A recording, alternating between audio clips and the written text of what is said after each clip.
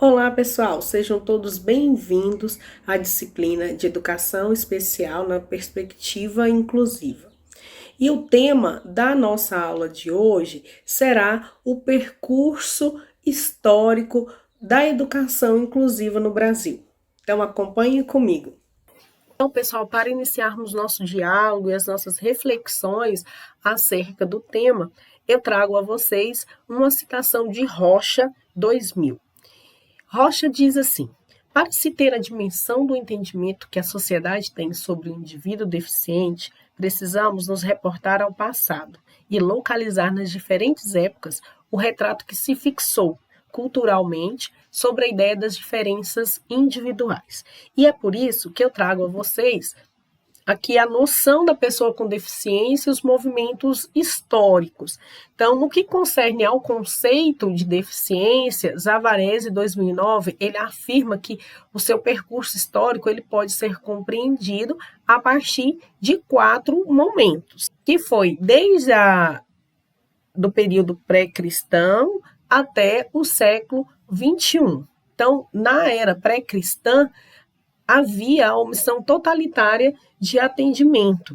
Então, esse contexto, né, fora a fase da exclusão social, a sociedade ela simplesmente ignorava, rejeitava, perseguia, explorava ou eliminava as pessoas com qualquer tipo de deficiência. Então, as sociedades primitivas, elas eram caracterizadas pelo pensamento mágico religioso e concebiam o deficiente com um olhar supersticioso, vendo como uma ameaça à sociedade. E após esse período, aqui no século XVIII e XIX, houve a segregação social. Então, o que foi essa segregação social?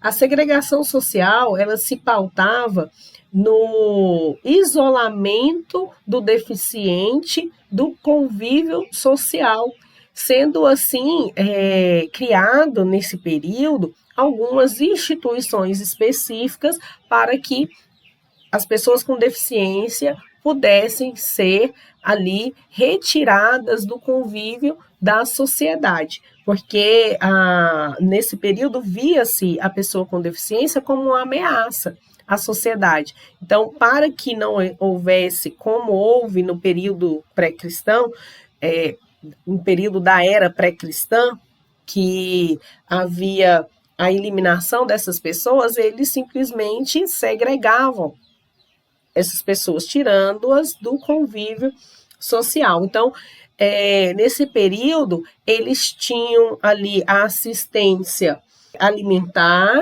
tinha vestimentas, né? Mas nada era feito para essas pessoas. Elas tinham todo esse amparo de alimentação, de vestimentas, aquilo que era o mínimo para a sobrevivência, mas não nada além disso, não havia nenhuma proposta, nenhum projeto voltado para a educação dessas pessoas ou até mesmo para a inclusão dessas pessoas na sociedade. E foi então por volta do século XIX e final do século XX que houve a expansão das escolas e classes especiais nas escolas públicas. Então, pensou-se em inserir essas pessoas por meio de construção de classes especiais dentro das escolas públicas para que essas pessoas elas pudessem ser aí inseridas na sociedade. E nesse período começa-se a pensar em práticas pedagógicas para que essas pessoas possam ser inseridas na sociedade. Mesmo de uma forma bem tímida, inicia-se todas essas discussões sobre práticas que poderiam ali dentro da escola fazer com que essas pessoas elas se integrassem. E, pessoal, só foi mesmo a partir do século XXI que houve o movimento integracionista. Já lá no finalzinho do século XX, por volta da década de 70, teve já um movimento integracionista cuja meta deles era integrá-los em ambientes escolares junto aos demais estudantes. Então, não haveria mais essas salas específicas para as pessoas com deficiência. Elas seriam inseridas ali dentro da sala de aula com os demais estudantes. Então, por volta da década de 70, já havia esse conceito, já se discutia sobre isso, e foi onde iniciou esse movimento integracionista. Esse novo paradigma, ele vai considerar que o indivíduo portador de deficiência, ele possui o direito de convivência social com os demais. No entanto, ele precisa, como nós sabemos, de suporte, de ajuda para que essa modificação aconteça, para que ela se ajuste, para que ela comporte, né, como os demais membros da sociedade. Em outras palavras, nós podemos dizer que o portador de deficiência, ele deve ser preparado para o convívio na sociedade com as demais pessoas. Então, pessoal, eu trago a vocês um resgate histórico de todo esse processo até o século XXI. Então, nós vamos ver como que os povos, eles lidavam com as pessoas com deficiência. Então, o povo primitivo, eles tinham a lei do mais forte. Então, o mais forte ali sobrevivia.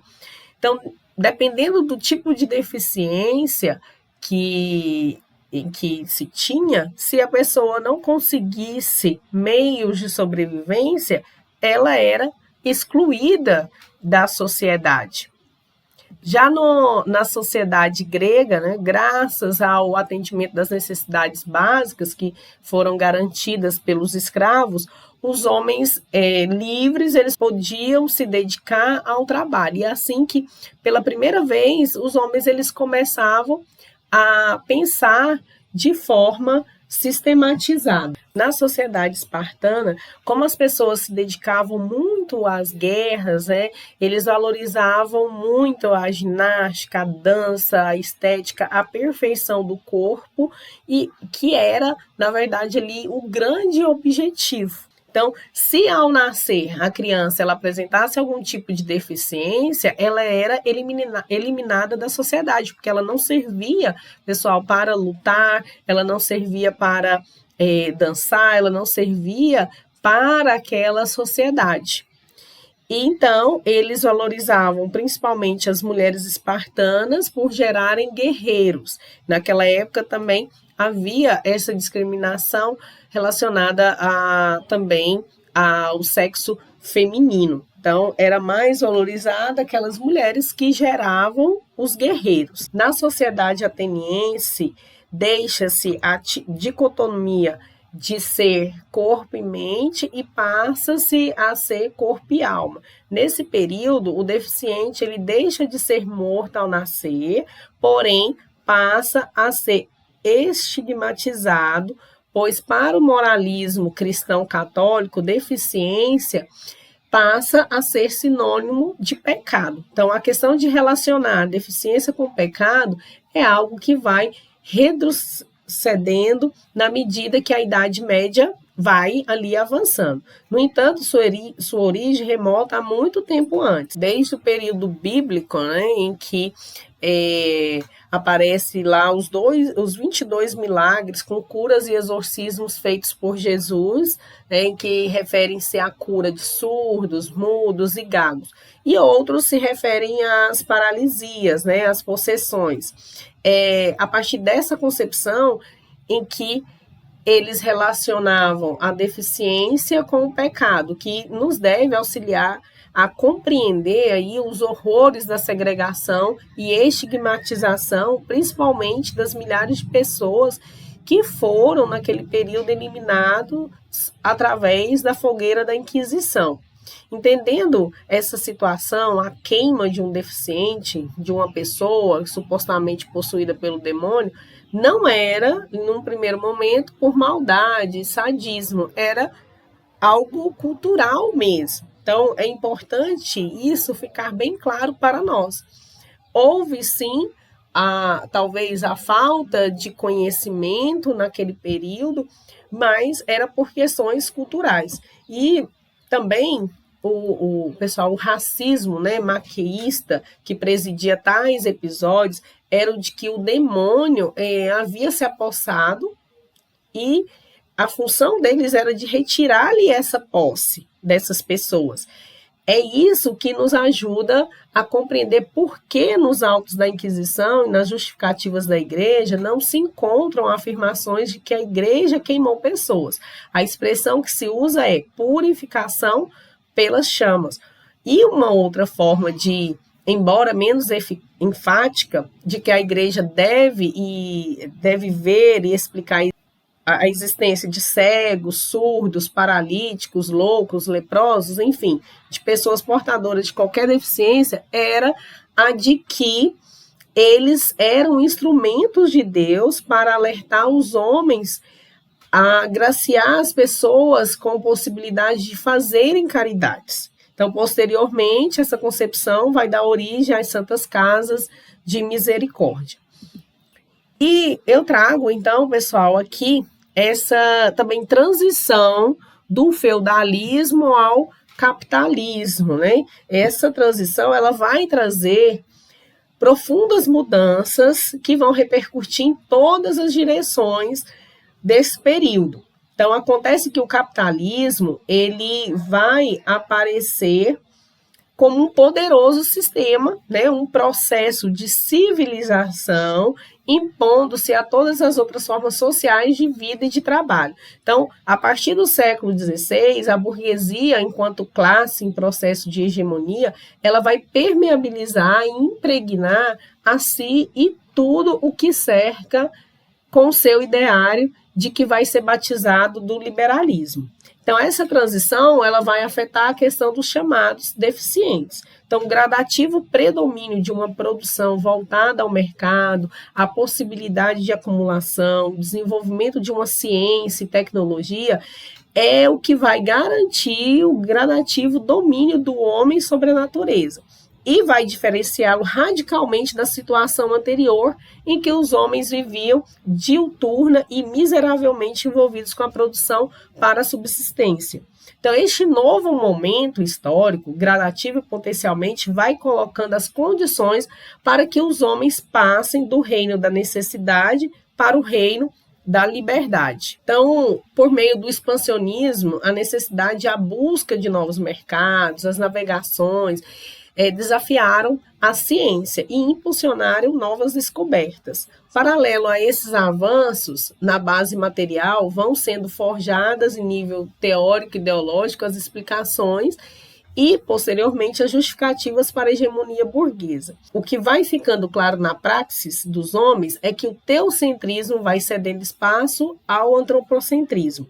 Então, observa-se que, nessa fase, o homem passa para o centro do palco, procurando escrever, encenar, dirigir peças, não aceitando mais a posição de figurante. Então, o homem aqui, ele passa a não aceitar e, por meio dessas atividades, ele vai mostrando ali toda a sua concepção. Então, pessoal, por meio dessas grandes descobertas que nós tivemos, começando ali com Copérnico e Galileu, com Newton, com John Locke, passou-se a pensar muito mais na questão da liberdade, né, da propriedade, da democracia, somados também à igualdade. Então, todo esse avanço científico e tecnológico fez com que as pessoas pudessem repensar mais sobre a questão social. Então, com o passar dos tempos, começaram-se as lutas contra o pensamento burguês, a fim de buscar a igualdade para todos os homens, cujas repercussões serão interessantes na análise posterior da educação especial. Então, nós perpassamos aí pela a Revolução Francesa, né, que passa a emergir o caráter revolucionário da burguesia. Então, após conquistarmos os mesmos direitos em conjunto com seus pares, o terceiro estado, enquanto classe hegemônica, ela passa a sonegar o direito para outros. E o princípio de liberdade e igualdade não passam, nesse período aí da Revolução Francesa, de um formalismo. Então, a partir do século XVI, né, até o século XVIII, houve grandes avanços. A humanidade ela passou do trabalho artesanal para a maquinofatura, ou seja, o corpo ele deixa de trabalhar em seu ritmo, passando a adaptar-se ao ritmo de trabalho das máquinas, sendo ali a única forma de suprir um mercado, né, de lucro e de acumulação. Chegando ao século XX, observa-se uma melhora na forma de conceber os chamados deficientes. No entanto, o processo produtivo faz uma seleção do ser humano ser produtivo ou não.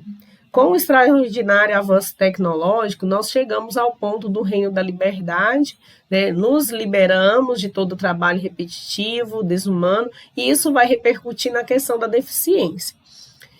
Defendendo ideias educacionais desde o século XVI, o pensador tcheco João Amos Comênio, em sua obra, ele expõe ideias sobre o método de ensino às pessoas na didática magna, né? Uma obra intitulada Tratado da Arte Universal de Ensinar Tudo a Todos. Na sua proposta idealista, Comênico tinha os pés bem no chão ao seu tempo. Então, prever aí uma graduação de ensinar tudo a todos, dependendo, segundo ele, dos talentos, refere-se à classe social. Assim, Comênico divide a escola em 4 graus, né? Escola materna, escola primária para todas as crianças, escola de latim para alguns e a escola para uns poucos. Com a idealização de uma mesma educação para todos, não alcançou-se os resultados esperados, então passou-se a voltar as atenções para as especificidades. Então, alguns exemplos deixarão isso mais evidentes, né? Que, como Rousseau, né, que coloca-se na defesa da infância, Pestalozzi, né, que trata do cuidado e educação das crianças pobres abandonadas, Froebel, que é os cuidados, que retrata sobre os cuidados da criança, né, no jardim da infância, Fénelon, que trata da educação das moças, né, assunto que até hoje, assunto que até no século XIX não havia nenhuma atenção, e no século XX que nós tratamos aí de grandes nomes e que possivelmente vocês já conheçam, que é Piaget, Vygotsky, Emília Ferreiro, né, que traz aí o método de os métodos de ensino e de aprendizagem, Freinet, com o ensino de crianças do meio rural e com o sindicalismo, e o nosso grande Paulo Freire com a alfabetização de adultos, né? A grande preocupação com as especificidades que deram corpo à pedagogia da existência levantou a grande preocupação com as especificidades que deram corpo à pedagogia da existência levantou preocupação com os cegos, os surdos, os dementes, enfim, aquela parcela de pessoas que não se enquadravam nos padrões de normalidade, que acabavam segregadas, excluídas da sociedade. Então, gradativamente, aí, a partir do século XVI, a questão da deficiência, ela deixa de ser uma questão de influência da igreja para tornar-se um objeto da medicina. E quando fala-se em igreja, não se refere somente à igreja católica. Martinho Lutero, no século XVI, ele fala sobre a anormalidade de uma criança. Então, essas ideias, elas ultrapassam os séculos, chegando ao atual, trazendo uma pesada e onerosa herança. Então, pessoal, eu trago aqui para nós refletirmos sobre o tema da aula de hoje algumas questões. Nós vimos que a pessoa com deficiência sofreu desde a era cristã. E esse sofrimento, ele se deu não por, vamos dizer assim, maldade das pessoas daquela época, mas por falta de entendimento e também por questões culturais em que eles viam o deficiente de forma diferente. Então, essas pessoas, infelizmente, tiveram que passar por todo esse processo, mas hoje nós vimos que com o avanço da ciência, com o avanço das tecnologias, com o avanço do conhecimento, principalmente, a aí uma grande intenção de inserir essas pessoas no convívio da sociedade. Então, eu espero que a partir desse percurso histórico vocês possam refletir sobre essas questões e entenderem que esse processo histórico ele é importante para que nós possamos entender a situação atual da pessoa com deficiência. Eu agradeço a todos e até a próxima aula.